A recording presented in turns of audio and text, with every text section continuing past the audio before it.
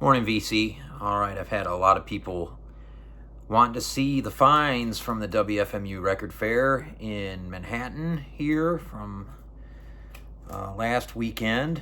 But I've actually got quite a few records to show other than that as well. So we'll get to those here in this video, certainly. But had a lot of nice things come in. A couple packages that included VCLT. Maybe I had a small dig at Repo, and then we had the fair, and then I got another package that came from Spain. So we're gonna, a lot of records, probably be a lengthy video here.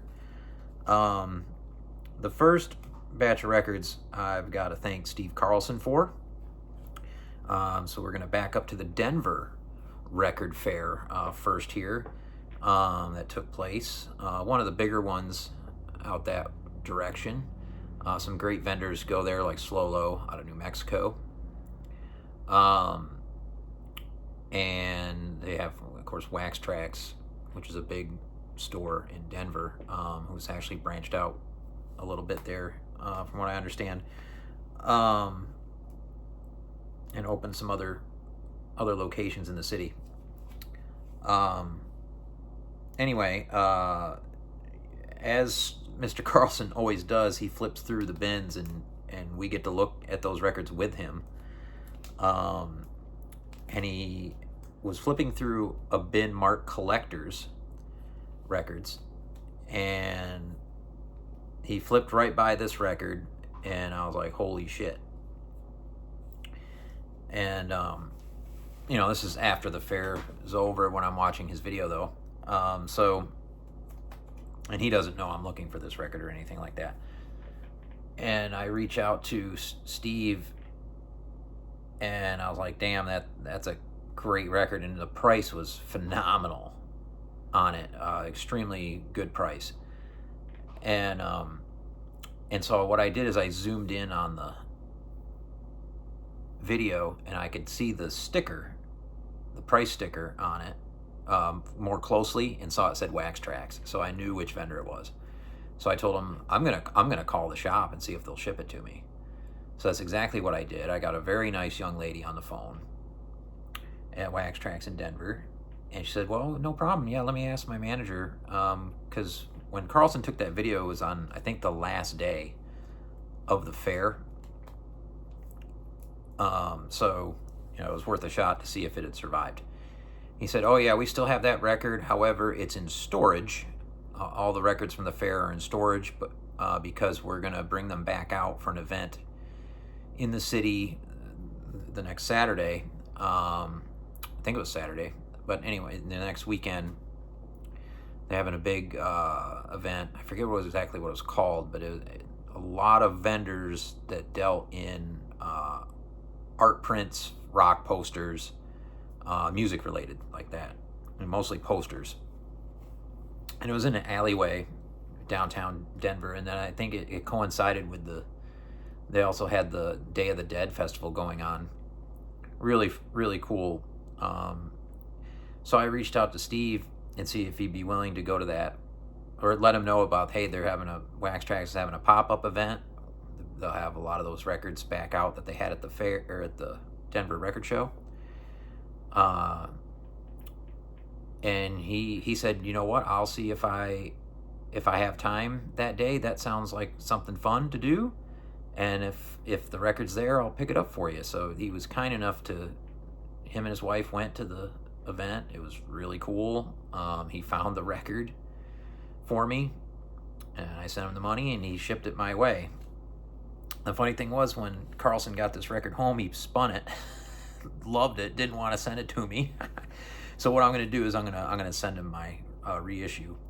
But the record in question is the Pharaoh's Awakening. So this is a first year copy, not the first press, but the next from the same year. I think John Digital Gramophone got the same copy recently. It's with this label here. What is the label? I forget the name of the label. What is it? Scrawl Records? I can't remember the label name. Anyway, this is a dope record. If you've ever watched Needle Groove up in Montreal, Kieran's channel, the song that opens his videos is off of this record from off the B-side. Really fucking dope LP. Pharaoh's Awakening from the 70s. It's got a little bit of everything. It's jazz, it's funk, it's free, it's spiritual, it's got a little of everything. Top-notch shit. And Love and Hate puts out a lot of this type of stuff, and that's who put out the reissue that I picked up some years back now.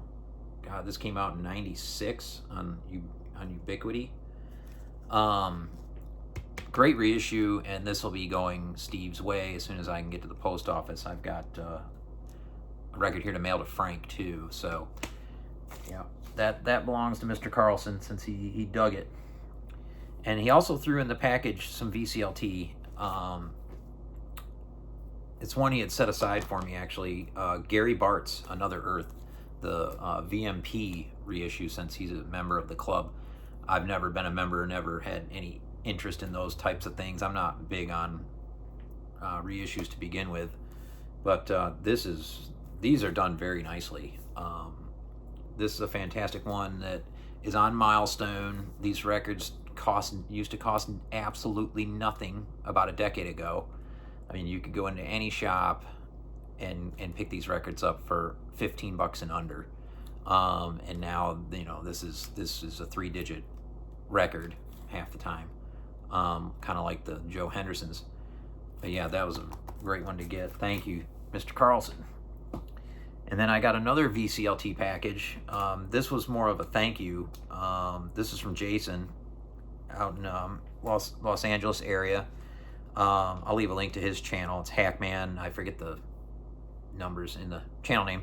But he specializes in Brazilian records. And he actually was with Alex when they met up with Mazzy and crew at Amoeba here a week or two ago. Great collection. He's always looking for records. He's got contacts in Brazil. His wife's Brazilian. He goes to Brazil here and there, and so he knows his shit with that stuff. And he sent me this record, and it's autographed by the band Oruya Passe. I think that's how that's pronounced. Now, I haven't had a chance to listen to this yet, but he's saying it's his top Brazilian record of this year. This is a new release from, I think, sometime this summer this came out. So I'm looking forward to listening to that here, hopefully tomorrow. That'd be a good one to throw on in the morning, I'm thinking. And then he also threw this one in, Electronic Music Winners. It's a white label promo on Odyssey, which is part of Columbia. I don't recognize any of these musicians, but this is First Recordings, the League of Composers from the ISCM International Competition. Richard Kahn, Joel Gressel, Arthur Krieger, Paul Lansky, Daria Samedjan, Maurice Wright, and Menachem Zur. And I've heard of Menachem Zur, probably through Alex or somebody, but I haven't heard of any of these other electronic musicians. This should be interesting. I usually dig this kind of stuff that those guys are into. All right, so that's the VCLT. Next, I'll show a couple records. I forget. I probably needed some sleeves and dipped into Repo real quick, and I always just kind of flip through the front of the store with the new arrivals and look at the wall. The wall rarely changes, and the new arrivals really don't change that much either. But I found this record in there. The Smiths' Meat is Murder. It's an original U.S. copy. I forget which pressing plant, but in really nice shape, and it was cheap as shit. It was under $20. I don't even remember if it was 10. So a 1985 on rough trade, and it has all the Smith songs that I dig. on this. I don't know if I really need to get anything else. Johnny Marr's a badass on this, and the vocals are incredible. But yeah, didn't have any of the Smiths, so happy to finally get this. I've always just kind of listened to them on YouTube or whatever. I might get The Queen Is Dead, but this will do me for a while. And then this was on the wall, and this is another remnant of the collection they bought from the guy from band Anti-Scene. The Dictators, Blood Brothers. This is an original promo copy. I forget what label this is. Oh, let me see. It's got the original inner sleeve. The record here on Asylum Records. I don't know if I even have any other records on Asylum. This is one that Richie's shown, I think, in the past. So I thought I'd check it out. Good punk rock. The Dictators. What year is this from? I don't know. Couldn't tell you. It was on the wall for like $30, so I grabbed it. So yeah, all right, the record fair. So I flew into LaGuardia, and Brandon left Buffalo, maybe 4:30 in the morning, somewhere around there. And he headed out to Ithaca to pick up Dom, and then they were on their way, beelining it to LaGuardia to pick me up. I had gotten the first flight in simply because I thought the fair might open at 10 a.m. You know, I booked everything back in May because the flight I got was like $125 round trip direct. Such a deal, I couldn't pass on it at the time, and I'm glad I got that flight. It turned out it was fine both ways. But yeah, I had quite a lot of time until they got to the airport, but I just chilled out, and they had a big TV, and I was just watching whatever was on. And so they picked me up right around noon, and the fair didn't open till noon. So the early bird tickets were from noon to 3 on Friday, and then I think the fair was open that night till maybe 9, and then Saturday opened from 10 to 7. I think that's how it went, but anyway. So pick me up around noon. By the time we got into the city with traffic, it wasn't too bad, and we found a convenient place to park very close, walking distance, maybe 4 blocks, I think. And so we're walking to go to the fair, and I'm running my mouth shooting the shit with Brandon up ahead of Dom. And I figured we'd run. Dom said it's like 4 blocks this way, or however many blocks. I figured we'd run into a big line because it had only been an hour, not even quite an hour. And I figured the line would be massive.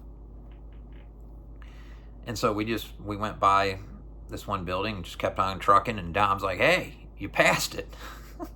We walked right by the sign even because we weren't paying any attention because we're figured we're going to run into a big line of people.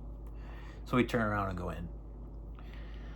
And immediately I walk in, and the setup is really good. It's one room, not too huge, and everything's numbered up above the stalls, and they had given out a map earlier, so I already knew exactly where to go.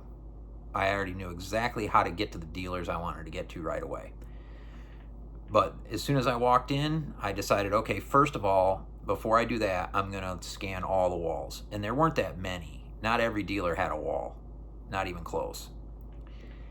So I said, I'll just do the deal where I look at all the walls first, and then I'll go to my dealers that I had picked out. So immediately I made a right turn to start on the right side and work my way over. And the first human being I run into is Mike Notes and Tones. He didn't see me coming. He was turning the other way. I said something about go Cuse, and he turned around, and he told me he had to leave because he had to go not too far. He didn't work too far from the venue. He had a work meeting he had to be a part of, so he had to take off. But he was going to come back. So that was really cool. Like literally the first person. So I'm scanning the walls, and I mean, I go down that one wall, and I saw on that wall there was some very, very rare Punk 7 inches, the bad brains, pay to come. That was $3,500. It was a mint copy. Came with everything that it came with, and then there was that the first Cramps 7-inch. That was $500, which was actually probably a reasonable price for it. It can go for a lot, and it was in really nice shape. Nothing I'm going to throw money at. I took some pictures of some of the crazy stuff that I saw on the walls.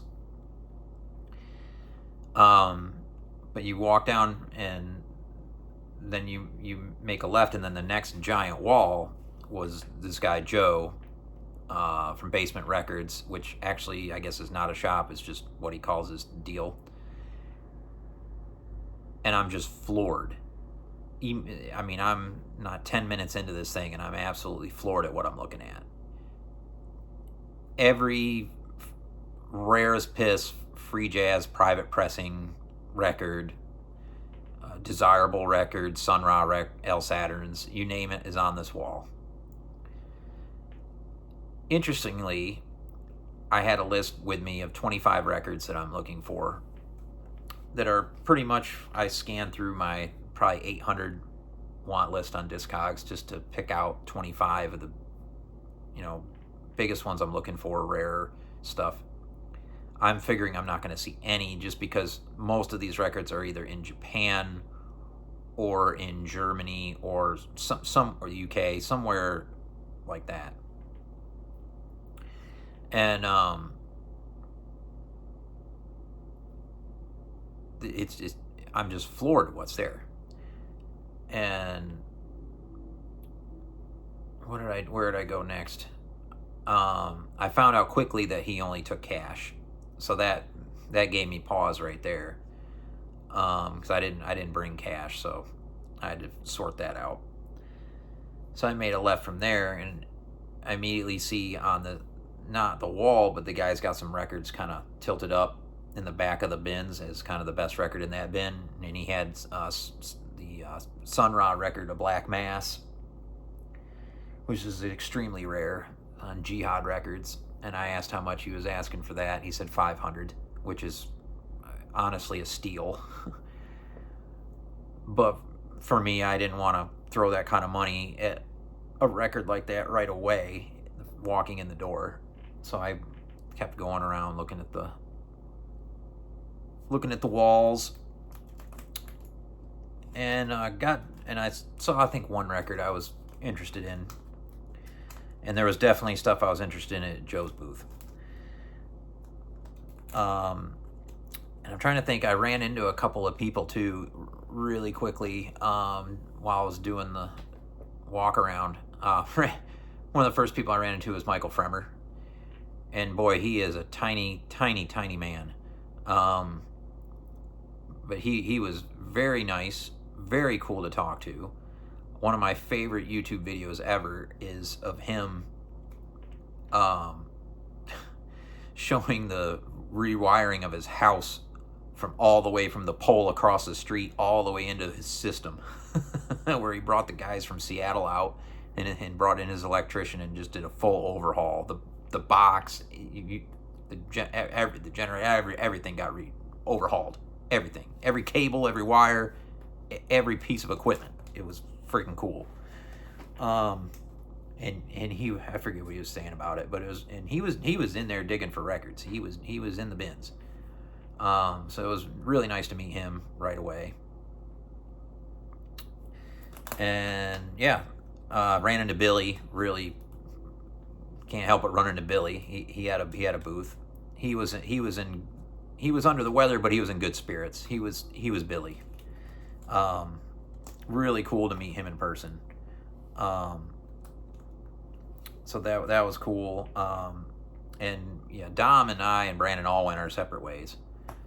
Hell, we couldn't. Dom and I couldn't. I ended up finding Dom, but we couldn't find Brandon for the longest time. We had no idea where he was. What he had done is he wasn't wearing a hat when he came in, and then he was wearing his hat. So that's why we couldn't spot him, because he's like one of the tallest people there. But yeah, so I scanned the walls, saw a few things,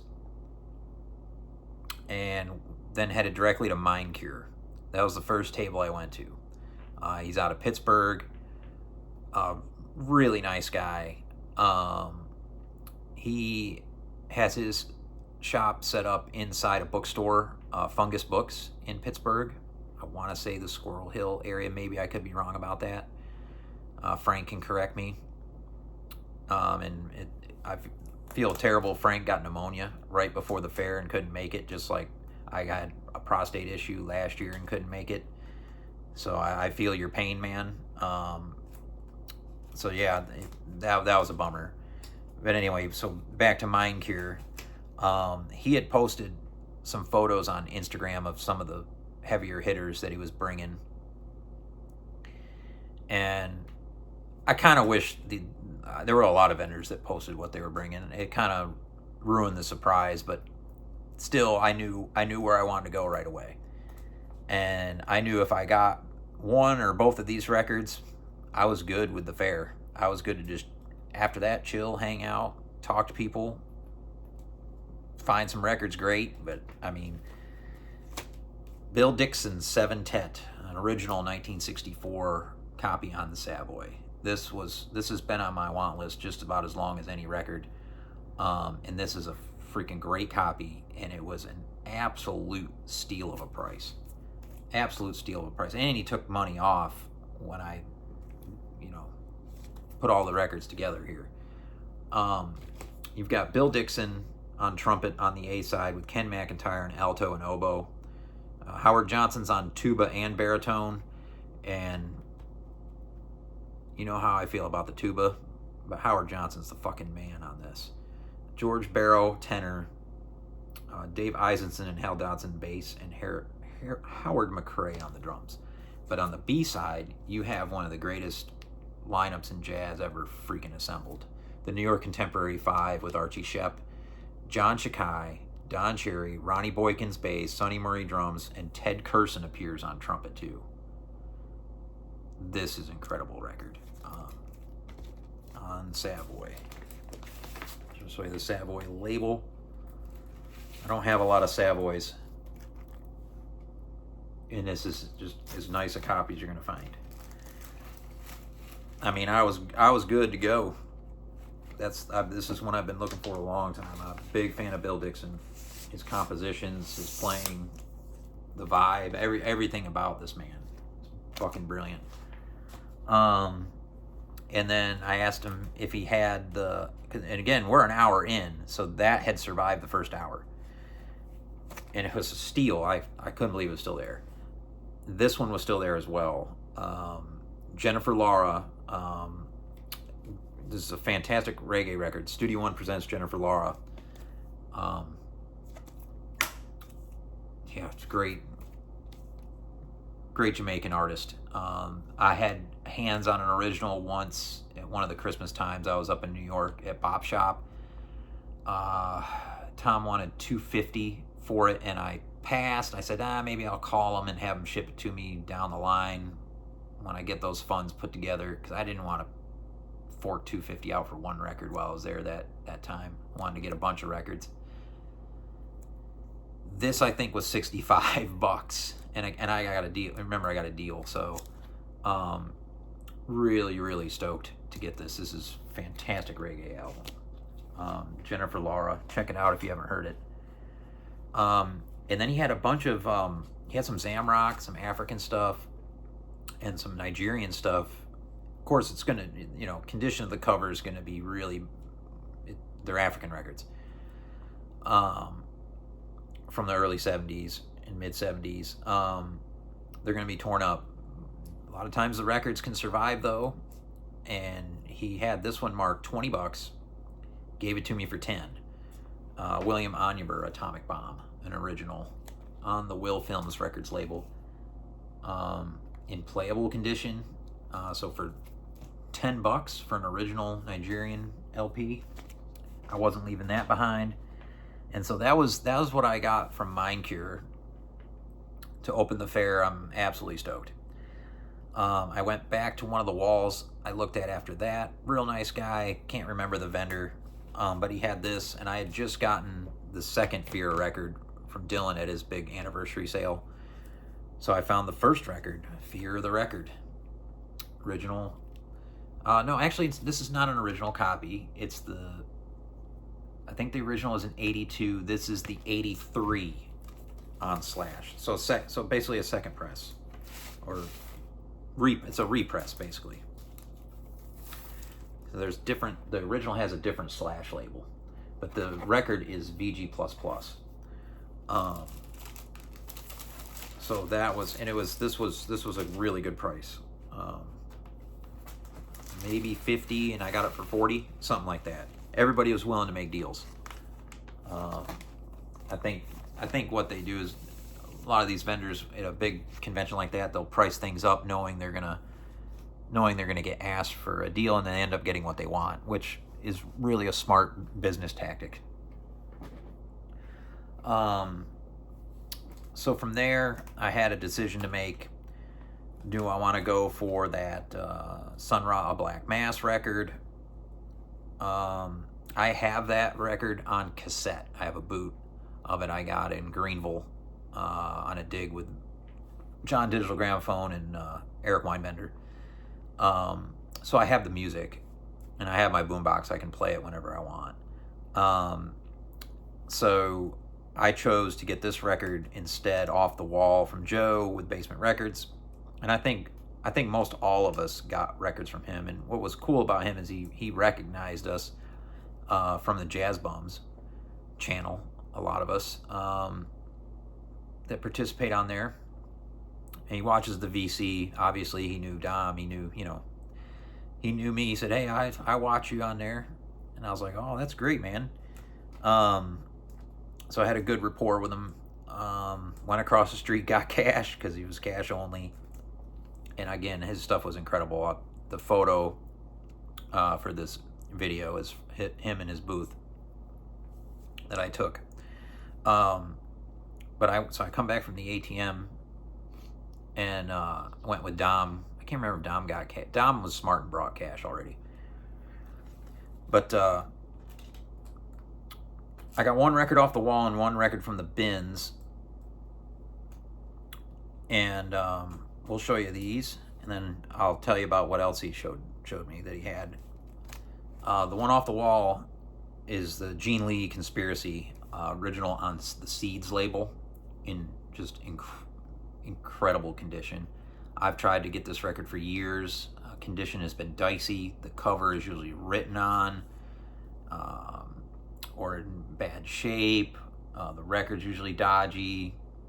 And the price is still $300 and $350 and stuff like that. So I've never pulled the trigger on this record. And I've always wanted the Earth Forms label version, just because I like the look of the label better. They were both released the same year. Dom's pretty convinced this Seeds label was the first pressed, and then in the same year they repressed it on her label. Earth Forms, I believe, is the story. I could be wrong, but she's one of my favorite artists, period. Vocalist, jazz vocalist. Her and probably June Tyson from the Sun Ra Orchestra, I absolutely adore. So anything of theirs I want, and this was just a big time want on my list of 25 records. Some fantastic players on this record. You got Steve McCall on drums. You got Gunter Hampel on flute, piano, vibes and bass clarinet. Jack Gregg on bass, who's an absolute freaking badass on the bass. Sam Rivers on soprano and flute. Perry Robinson's on this, among others. Phenomenal, a special record. But the thing that made this even more special, and ended up being kind of a selling point for me. I got $50 off this record off of what he was asking. I still overpaid just a bit, but the condition is, it's a dead mint record. I mean, this is not, I mean, this is just impeccable shape on the Seeds label. Included in the record, and Joe pulled this out and showed it to me, was this leaflet marking new releases from February of 1975 and new releases of fall of 1974. I don't know if you can see some of what's listed here. Strata East, titles, etc. So like on new releases, February 1975, it lists like Roy Brooks and the Artistic Truth, Ethnic Expressions is coming out on I Am Hotep label. The big list of the Andrew's music titles 1 through 7, which is Andrew White. These records here. This is the stuff that was coming out in 74 and 75 in the world of free jazz spirit music. You know what I mean? So here's Andrew White Quartet Live, the new thing in DC, which some of this is actually live in Buffalo, I think, as well. Anyway. Very, very cool. The Strata East titles listed on here, like the John Betch Society Earth Blossom in the fall of 74. I mean, this is really fucking cool. I'm imagining this is something that was handed out at the record store where this was bought. Or maybe the person had this collection, typed this out. Looks more like something that the record store would have had, but who knows the real story. But what a collection of records this guy had. I mean, on the wall there was all 3 of the rarest Khan Jamal records. The record on Palm, the Motherland record, or whatever that one is, was on the wall, and the Infinity record, all OGs in pristine condition. I think the eBay dealer out of Philadelphia bought the one Khan Jamal with the white cover with just his name on it, whatever that one's called. And it's funny, when I came back from the ATM, I had to wait because they had the 2 records I wanted set aside. But I had to wait. There was a guy buying a stack. I was like, how do you buy a stack from this guy? But he did. And on top of his stack was an OG of this. And again, it's cash only, so this guy he's got a wad of like thousands of bucks. And he's got his suitcase with him, like he just got off the plane and rolled in there with his suitcase. He hadn't even been to the hotel yet at all. He's got all his bathroom shit, his clothes, everything with him. He's forking out thousands to this guy. And that was just one of the records I saw in his stack. OG of that goes for serious coin. Now the other record I got from Joe was the Frank Lowe Orchestra, Lo and Behold. And I'm not even sure, this is on the Music Works label out of Andover, New Jersey. Small label or private label. I see anything Frank Lowe, I'm gonna pick it up, and I've never seen this record in a shop. It's not one I've even had on my want list. I just saw the players and had to give this a go. Frank Lowe on tenor, Joseph Bowie trombone, Butch Morris on cornet, Billy Bangs on violin, Eugene Chadbourne on guitar, he can get wild, Johnny Lindbergh bass, John Zorn on alto, Peter Kuhn on clarinet and bass clarinet. I mean, and it's an orchestra. This is going to be killer. We'll show you the label. And this was a fair price. It was a little overpriced compared to Discogs, but again, I got $50 off the records.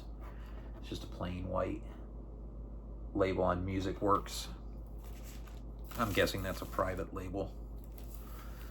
I don't know of any other records on it. But very, very pleased to get this one. So that was some serious business right there. Grabbing those 2 from Joe. We'll screw that later. And then next table I went to that I definitely had on my radar and marked was Human Head, that specializes in Brazilian records, and sure enough, I found a Brazilian gem for a really good price. A first pressing of this Gilberto Gil record. Was it Ficna Technica? I'm not sure exactly, but this has been on the want list a long time. And we played this in the apartment we were staying at, Dom, Brandon, and I. And this plays dead mint quiet. Beautiful music. Some of the best guitar playing I've ever heard on a record. This by far is probably going to be my favorite find musically. I mean, it's going to be up there with that Gene Lee. But this absolutely floored me when we played it at the apartment. We played the whole record. In absolutely incredible, on the Philips label. And he had 2 copies of this. This one was $40 cheaper because of the condition of the cover. It's got the one corner is bent over a little bit, able to flatten it out, and then there's the inside's got some discoloration. I think Dom got the other copy. His was more expensive. He said his record was in a little worse for wear, but his cover was better. So I think maybe because of how much better the cover was in, that was the difference in price. But we both got this record. So I'm stoked he got the other copy from Human Head. And then across from Human Head, there was, I forget the guy's name. He was in the Discord from Jazz Bums and recognized me. And I got one record from their booth. They were sharing a table, I think, with Billy's Record Salon. I got Clifford Thornton, New Art Ensemble, Freedom and Unity on the Goody label from France. Clifford Thornton plays valve trombone on this, and Sonny King's on alto, Carl Berger vibes. I don't know the other players, but this is just one I've been looking out for. And this was cheap. This might have been $30 or something like that. And then I went back to Mind Cure because Dom was now digging in that booth, and found I hadn't really looked through everything. I just wanted to kind of get those 2 records I was after and move around. But I got John Zorn Spillane, a white label promo on the None Such Electra? I forget what None Such Electra label. And I didn't have any John Zorn records. And he's on that one record I showed earlier, which is cool too. It's got the original inner here with all the information. And there's your white label promo. And at this point I've got cash. And I think he wanted... I got a sticker on there because the other sticker on there caused a little paper loss, so I put another sticker over it. But he had $30 on it, and I told him, shit, I got 23 in cash left. Let's do a PayPal transaction. And he's like, nah, just give me 23 bucks. So I got $7 off what he wanted for this. That he was very reasonable and willing to work with everybody, from what I heard. I think I know that Brandon got an original Nurse with Wound from him. I don't know how he made out on that, but that stuff was the big ticket items he had. And then I was just kind of hanging with Dom the rest of the day and kind of running into other people. Ran into DG Mono, and he showed me a couple of records that he found. He found an original Johnny Coles Blue Note, pristine first press. He found a early kind of blue Dead Mint. So it was nice to talk to him for a minute.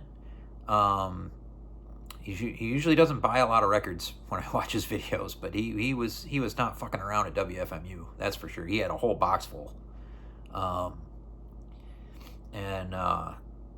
ran into Chance, concert buddy. He had been down here to Charlotte to the big deal with Dylan, and he had passed on the Nirvana that Dylan had, and he ended up finding this similar copy at the fair for a very good price.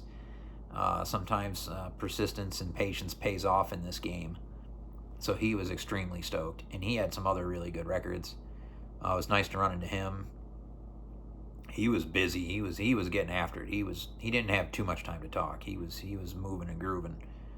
I ran into Lawrence, or met Lawrence, and I met, I forget the other guy's name that we talked about on the bums last night. He was a taller guy. Awful nice, those two guys. We were showing each other the records we had found. They found really good jazz records for great prices. That was one big takeaway from Friday. A lot of jazz. Most booths, seemed like most booths had jazz. A lot of jazz on the walls too. I mean, it was just, I figured you'd have to really dig for tables that had that stuff, but it was not the case. So again, I'm just kind of wandering around with Dom. Come up to a table that I hadn't been to yet, and this is just sitting there right in front of one of the bins. Blind Blake, 1926 to 1930 on Biograph, the bootleg Rum Dum Blues. And I've got one of his Paramount 78s, which is extremely rare, and I really love that, and those songs. And so I picked this up, and there's a couple different versions of this. This is the first mono promo, because it's on this label under the Brooklyn address. There's other issues of this with different addresses on the back. So that's how I knew which copy this was. It was kind of, it took me to that point. Couldn't even figure it out through the dead wax. Had to figure it out through the cover and the gold Biograph label in perfect shape. Great early blues. Great picking style on guitar.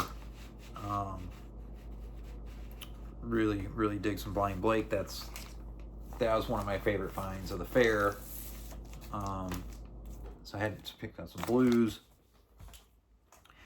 And then I was pretty good on records for the day. I had a budget for each day, and then a budget set aside for the record stores that we were going to go to. I figured on Saturday. I actually was under my budget by a good bit on day one here. And Dom had found a vendor with a very interesting record and was kind of going over a second record to package with it. And I looked over at this one guy's bins. He had some jazz, so I flipped through it, and sure enough, I run into this record. And he wanted $100 for it, which is not cheap for a record, but it had gone for much more the year prior at the same fair, from what I saw. And so, of course, I asked for a deal and got it. He gave me $20 off, and I got the New Art Jazz Ensemble Seeking. And I think, Mike Notes and Tones also found a copy of this at the fair, which was really cool. This is on the Revelation label out of LA that's put out like some of the Anthony Ortega stuff. But yeah, John Carter with Bobby Bradford, Buzz Freeman, and Tom Williamson. Some early West Coast free jazz. Very happy to find this record. This was a big one. And this completed the day's finds for me. So we headed back to the apartment after a nice dinner. We had gotten a place in Hoboken. We had trouble finding a place to park. It's a pretty interesting deal because we had the record player with us and stuff we had to unload, and those guys ended up getting a place to park in a garage somewhere and had to hightail it back. And then we exchanged VCLT. And show you what the guys gave me. Brandon gave me a couple of records, like 2 or 3 records here. He gave me this 7-inch Le Theatre du Chant Noir, Miss Madonna. I haven't gotten into this yet, but this is on the Souffle Continue Records label, which I love this label. I have a whole stack of stuff on that label, like this series here, the Palm series that they put out. Was this the Jean Charles Capone with Butch Morris, etc.? Yeah. So this is gonna be fantastic. I guarantee that. He gave me this Badawi, the Heretic of Ether LP, which I'm not familiar with, but everything I'm hearing about this Raz Masani guy is good. Yes, uses live percussion, strings, and electronics with a result that sounds both ancient and futuristic. So that's what the hype sticker says. So we'll get into that. That's from Brandon. And then he also gave me this record, which I didn't have any of the Bo Hansen records. This is the music inspired by Lord of the Rings. Nice copy of this on Buddha Records from '72. This is probably one that Bill at the Vinyl Verse really digs. It had a little bit of paper loss on the front, so I put a couple of the stickers on there from my other records to cover that up. So it's a nice, real nice looking artwork on that. I don't know what I'm in for with that. That could be a little proggish, but that I'm sure I'll dig it. And then Dom gifted me this record, Jim White and Marissa Anderson's Swallowtail. And this is on Thrill Jockey. We were just talking about the Chicago label, so it was really cool. I dig the artwork. Really cool to get a record on Thrill Jockey. And this is there's a couple pressings of this, and this is the limited on the blue. And with the custom labels. And I'm not sure exactly what instrumentation this is. I think he told me guitar and maybe guitar and drums. I'm not sure. But if it is, that should be good. I trust Dom's judgment 100%. I'll put that together later. And then I had records for them, and I had a record for Frank. And it was interesting. So I had found a Faust 10-inch at Premium Sound, 1 of 1,000, numbered. Pretty, fairly rare. And I grabbed that there, and I was giving that to Brandon. Brandon's channel's Faust in the Head. He's obviously a big fan. So is Dom, but I figured maybe he didn't have it. He already had it. So I said, okay, well then Dom gets that. And then Frank's record went to Brandon, and Dom's record's going to go to Frank. So that's just how it worked out, because Frank wasn't there, and that's just because of what people already had. So this is the record I have for you, Frank, if you're watching. Ellen Fullman, Music for the Man Who Grew Common in Wisdom, on the Besom label, I think. Or Besom label. I know she's worked with long stringed instruments, and I'm not sure exactly what all this is going to entail with this particular release, but this is going to go to Frank up in Pittsburgh as VCLT. I got to get that in the mail along with Carlson's record. And then I got back to Charlotte. I didn't make it to Saturday to the fair with the guys. I had to stay. I stayed in the apartment. I was extremely under the weather. It's very disappointing. I missed meeting a lot of the guys that couldn't get there Friday. I missed seeing Mike and Felipe from the Jazz Bombs. I missed seeing Tom Minko, who I've planned on meeting at WFMU a bunch of times. He's the FXP channel he's out of Bristol, Connecticut. His finds were incredible on Saturday. 3 or 4 of them I would have bought if I would have found them first, to be honest with you. One was a big one on my list of 25, and another has been on my want list a long time. You see, Tom kicked ass at the fair, and he got the from Joe at Basement with the Crazy Wall free jazz. He picked up the Orange Fish Tears record on Palm. Huge one. It was in the Bakita Carroll. And or is it Bayard? I can't remember. One or the other. But he picked up that record. And I hate I missed Minko. That one hurt. And then I didn't. The guys went to the shops, and I wanted to go to the shops. They went to Jazz Record Center, met Ken McAuliffe. I didn't get to meet Ken. So it was a real bummer. I had no energy at all. I've been dealing with this crazy. Last year was a prostate issue. Now it's a stomach issue. It doesn't matter what I do. So I'm on new regimens all the time. And so the latest one seems to be helping. So I think we finally maybe got it sorted here. In any case, that was a bummer. But Dom was kind enough to ship all the records to me, so I didn't have to lug them on the plane. So I had like 15 records here, and to bring back, or 16, something like that. And that was real nice of Dom. And yeah, they arrived safe and sound. And I've already played the Gilberto Gil again. It sounds fucking amazing. Oh, man. And then I got a package in the mail, pre-order. I only had 2 pre-orders left out there in Mail World. One coming from B-Core in Spain, and I have one coming from Henry Derrick Ellis out in L.A. for his band Calm. And these are going to be 2 top records for this year for me. We'll show the first one here. It's the new Raemon and McEnroe Nuevos Bosques, or I'm not sure how that's pronounced, but this is a double LP on Cielos Estrelados Music, distributed by B-Core. Of course, I've talked about Ramon Rodriguez a million times. His daughters are in the band Mourn, which are pretty popular in the U.S. And this is on white vinyl.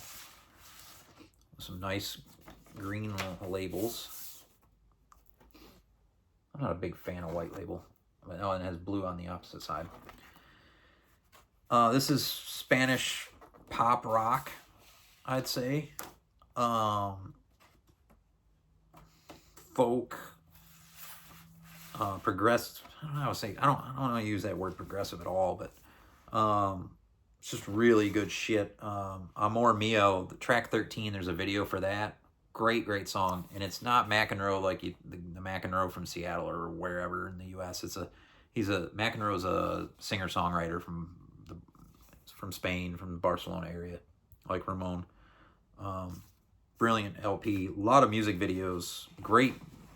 The art of the music video is still strong, even though we don't have MTV anymore. And Ramon makes great music videos for his songs. Like I said, there's a really good one for Amor Mio. Maybe I'll leave a link to that. That's really good stuff. Great guitar playing. That one's got more of an upbeat, jammy guitar, repetitive in it. And then this is probably gonna be my reissue of the year. It's the 15th anniversary of this record. It's a triple LP. It's this. I forget how many CDs is it. I bought the CD box. Originals are probably €300, some crazy amount. On the vinyl, it was very limited and was all sold out in Spain. I don't know how many even got out of the country. A very popular band, Standstill. It's the band I went to see 10 years ago at Primavera Sound. Phenomenal band. They evolved over time. They started as a hardcore freaking band, not hardcore punk, but like the screamo hardcore. They started in that kind of deal, and then they completely shifted gears and started playing just, I don't know if maybe they've heard the Mars Volta or At the Drive-In and started going in more directions like that. They did that in English for a little bit and then switched over to singing in Catalan, and it got better. The records got better. And then they did this here, and this is all over the map. And it's Adelante Bonaparte, Una Fabula Circular. Again, triple LP, sprawling album, very, very diverse. There's some piano in this. There's some heavy drums in this. There's brilliant guitars from Enrique Monofusco, and his vocals are sublime. And some of this even reminds me of Radiohead and The Smile. Like, I'll leave a link to the 5th track, Vida Normal. Straight up sounds like it could be on a Radiohead record, or especially the new, not the latest The Smile record, but maybe the early The Smile records. It would fit right in. This is remastered. This sounds incredible. And there's 3 records in here. Let's see if I can show how they did this. It's a single. It's not a. It's a single sleeve, but it's made really well. So there's the first record, and there's different artwork for each, and different color of each record. So the first record's in black. The second record is in green.